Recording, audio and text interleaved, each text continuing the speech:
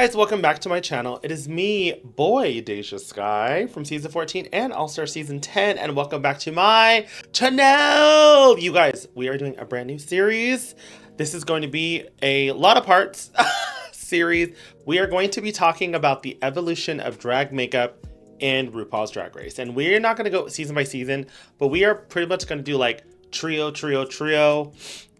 and we're going to go from there. I have not seen any video like this that's talking about like the evolution of drag makeup. I could be wrong. By all means, if I took this idea from someone, please let me know. But I haven't seen any videos on it. Before we get started, please do not forget to like, comment, and subscribe. Let me know if you like this format. Let me know if you like this video. Obviously, I'm out of drag, but I really wanted to kind of give you just candid, out of drag boy DeJa Skye. So let's get into it. In 2009, television audiences were introduced to something new, something radical. That is RuPaul's Drag Race. A competition that would eventually become a global phenomenon. But in those first 3 seasons, before the Emmy wins and the international spinoffs, something else was evolving right before our eyes. The makeup. The mug, if you will. From Vaseline filters to razor-sharp contouring, the artistry of drag makeup transformed in just 3 years. We'll trace the evolution makeup by makeup, face by face, pinpoint some of the standouts, influential mugs, and some of the duds, because there were a couple duds. Season 1 of RuPaul's Drag Race was a different world. The now infamous Vaseline filter gave the entire show like a hazy glow. It's almost like RuPaul demanded that the entire set look like a 1980s glamour shot, which I'm here for, by the way. Now we have to remember, season 1 was before the conglomerate that is YouTube. You really only had experimentation and help from your fellow local queens to find out how to do your makeup. It was really textbook and paint by numbers drag. It wasn't as easy as it is now, where you can go on YouTube, find any type of face and try to replicate it. Now let's talk. The makeup underneath that blurring filter, rough. Now there was some foundation shades that were I have no idea what's going on. Brows were drawn on and just chucked like an afterthought. And I'm talking about you, Akasha. When you covered your brow, the girls just thought, let me just draw my fake brow right on top.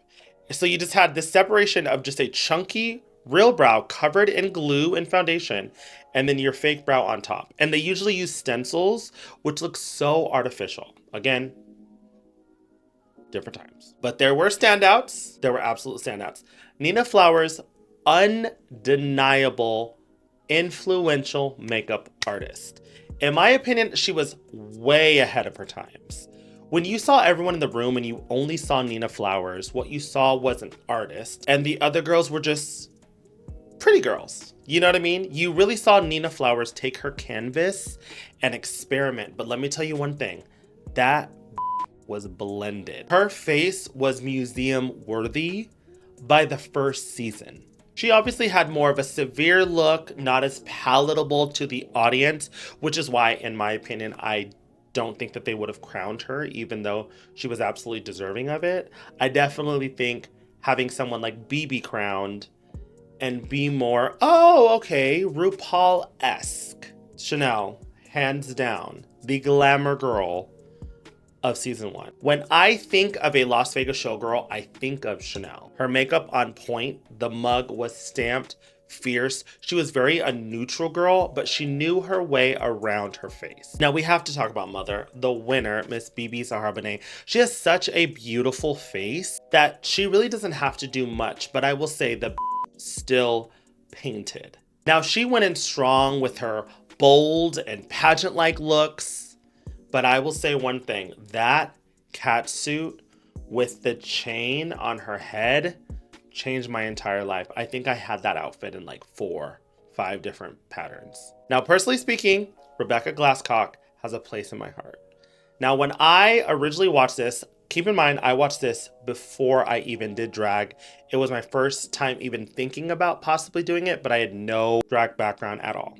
When I saw Rebecca Glasscock, I was like, oh, like that's a girl, a very painted girl, but she's so beautiful. I rewatched the season now in the eyes of a veteran drag queen, and I can clearly be like, okay, obviously she's fully contoured, heavily makeup down. But the fact that she just walked in mall wear, casual, that's what drag was.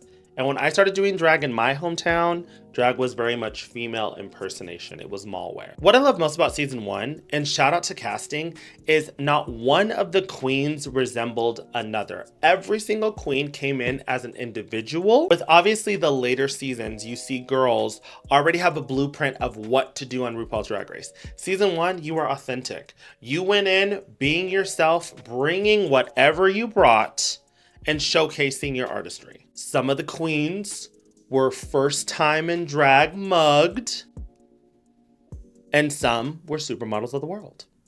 I'll let you decide which ones. Now, season 2 was a turning point. The Vaseline filters were gone, and now suddenly the audience could see every single detail.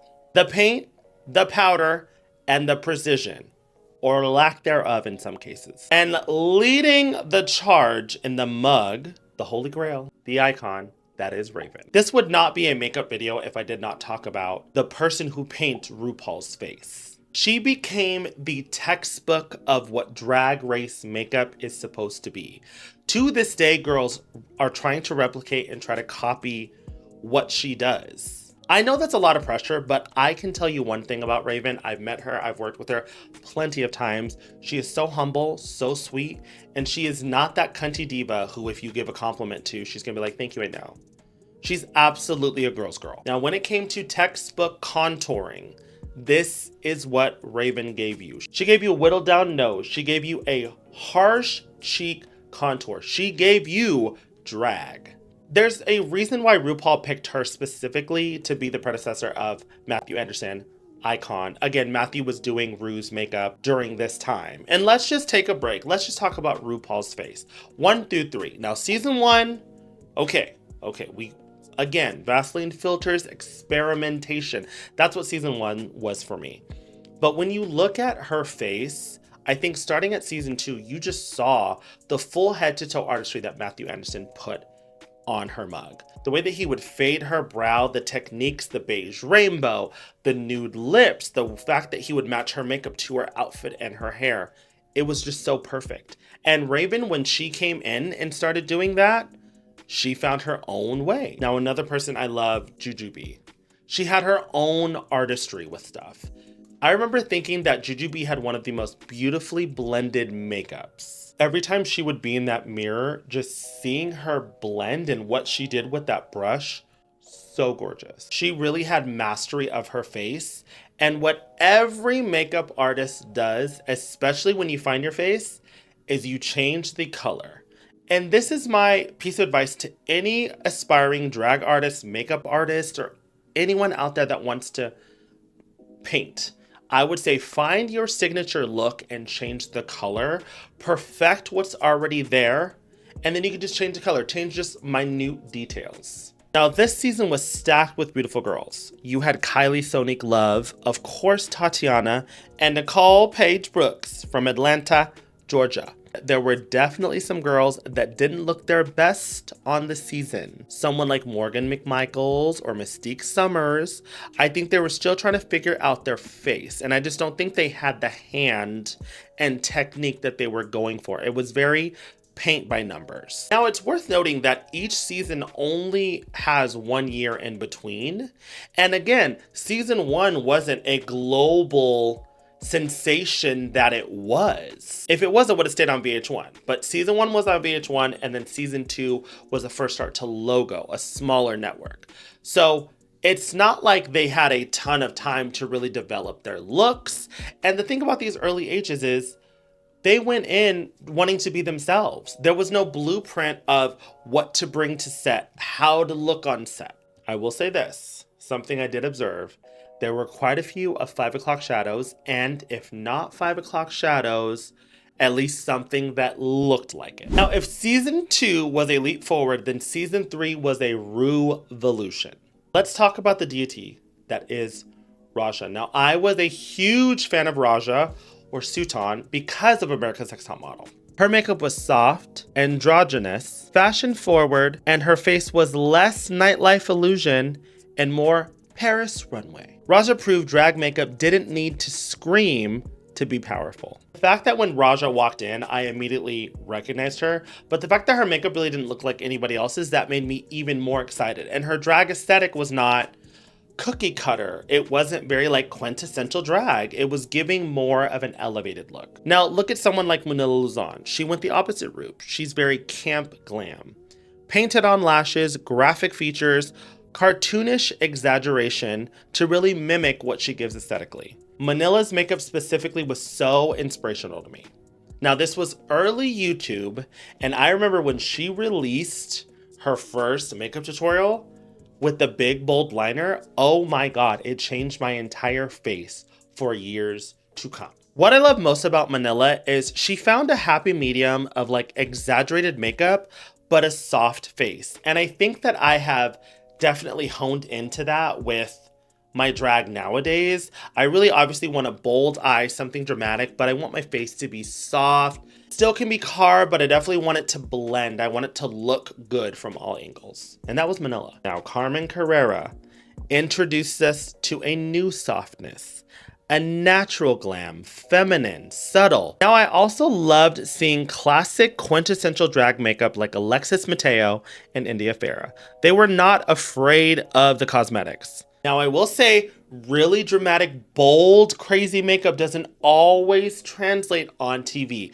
But again, this was before you had those notes. You had those makeup tips of what to look. And I will say this, on my season, I think that there was maybe one makeup that I did not like.